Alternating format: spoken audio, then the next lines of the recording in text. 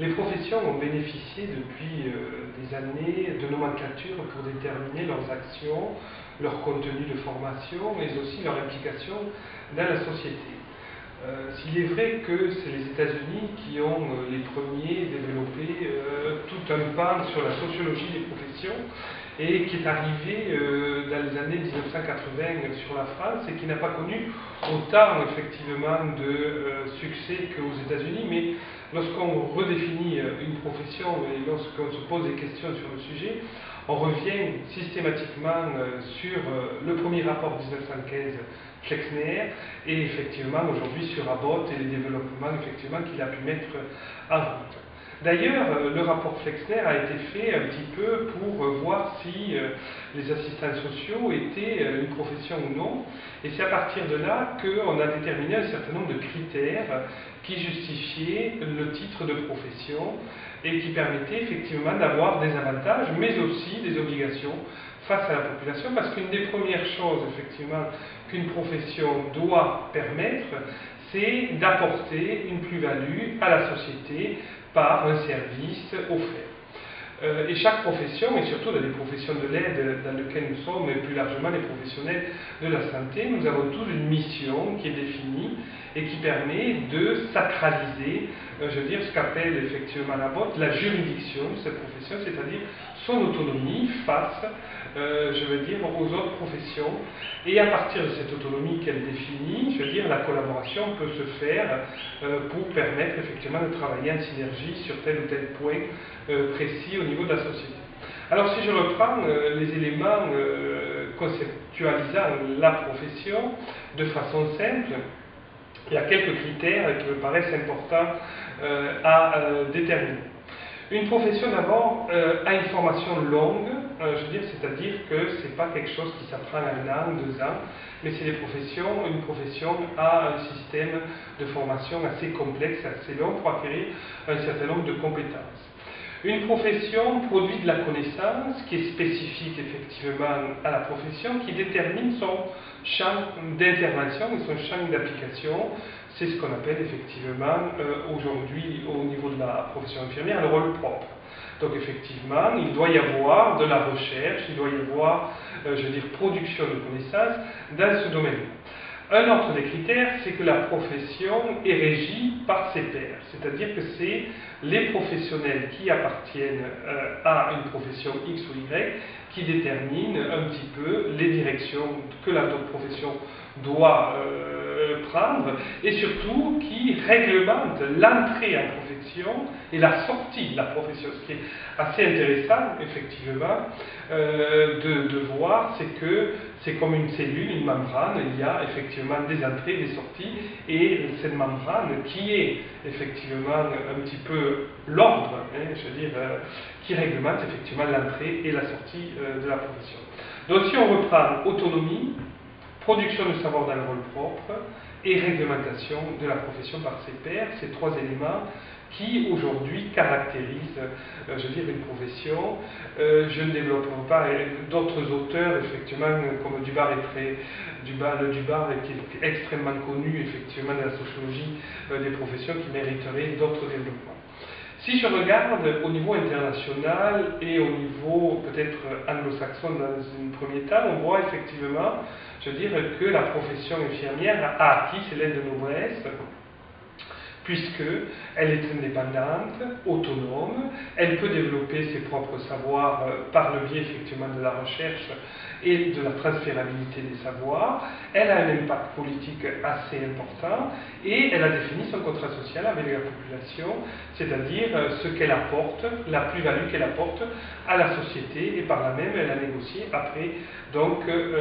ses salaires et ses avantages. Au niveau effectivement de l'Europe, on se rend compte que cette profession est en pleine évolution. L'élément déclencheur qui me paraît le plus important a été les accords de Bologne, lors du passage effectivement des professions en système universitaire LMD, qui a permis de développer un certain nombre donc de formations universitaires pour les infirmières, de master et de doctorat. On parlera plus amplement, je pense, de la licence qui est un vrai problème pour la France. Et ça a permis de développer un champ d'intellectuels infirmiers qui se sont positionnés très rapidement sur le développement des structures ordinales. D'ailleurs, au niveau effectivement de Bruxelles se trouve la FEPI, qui est la fédération de l'ensemble des ordres européens qui regroupe l'ensemble des structures et qui travaille aujourd'hui sur comment effectivement, les échanges entre infirmières peuvent se faire, le niveau de formation minimum requis, le développement de la recherche et effectivement des congrès réguliers ont lieu tous les ans pour tenir au courant effectivement l'Europe de ce qui se passe et du développement futur. Alors en France, je dirais que la profession a fait une régression extrêmement importante depuis le passage au LMD, parce que la négociation sur l'autonomie de la profession n'a pas été suffisamment faite. On a décidé, et la profession elle-même, puisqu'il y avait des représentants de la profession qui étaient à ce niveau-là, que la profession n'était pas capable, effectivement, de passer toute seule au système universitaire. Et qu'il fallait qu'une autre faculté chapeaute effectivement la profession infirmière pour qu'elle acquiert sa lettre de noblesse. Et on est allé chercher la faculté de médecine qui paraissait historiquement la mieux placée pour donner les enseignements,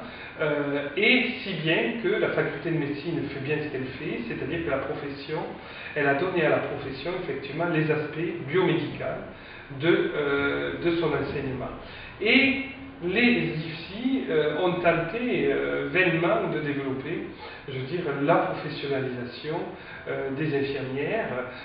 par le biais effectivement des savoirs du rôle propre, mais il faut savoir que les savoirs du rôle propre, il y a des connaissances extrêmement pointues, extrêmement importantes, qu'on ne peut apprendre que par des infirmières qui ont des doctorats dans la discipline et qui peuvent enseigner effectivement des domaines bien précis. Je citerai par exemple qu'est-ce que c'est qu'être infirmière aujourd'hui avec tous les textes fondateurs de la discipline infirmière. Je citerai tout simplement la santé communautaire qui en France, n'est pas du tout développée alors que c'est un pas important des savoirs infirmiers. Je citerai par exemple les problèmes de santé maladie avec le concept de transition développé par Médis et d'autres concepts de théorie infirmière qui ont été développés et qui servent d'assise, aujourd'hui à l'enseignement universitaire infirmier. Donc aujourd'hui, la France ne bénéficie pas de tous ces savoirs, qui permettent de positionner la profession sur les savoirs qui lui appartiennent. Elle prend des savoirs qui viennent d'autres disciplines et de la faculté de médecine, si bien qu'aujourd'hui, la profession infirmière revient, comme dans les années 1900, aux écoles Bourneville, où c'est le savoir médical qui prône et qui est le seul savoir universitaire reconnu et qui permet à la profession d'avoir une licence. Ce qui est quand même malheureux, c'est que la faculté de médecine permet aux infirmières d'avoir une licence, alors que ça aurait été à la profession infirmière elle-même à se doter de son système universitaire et non pas de faire appel effectivement aux autres. Cela réduit effectivement le champ d'application et le champ de développement des infirmières à une pensée, ce qu'on appelle une pensée positiviste, c'est-à-dire une pensée organiciste, et par là même, le contrat social avec la population n'est plus le même et va dévier sur l'auxiliaire médical, si bien que la profession infirmière aujourd'hui ne se réduit plus à une profession puisqu'elle n'est plus autonome, elle n'a plus le pouvoir de développer ses savoirs propres, la recherche va être une recherche axée sur le biomédical, donc on peut dire aujourd'hui que c'est qu'une semi-profession et je dirais aujourd'hui c'est un métier pour vivre.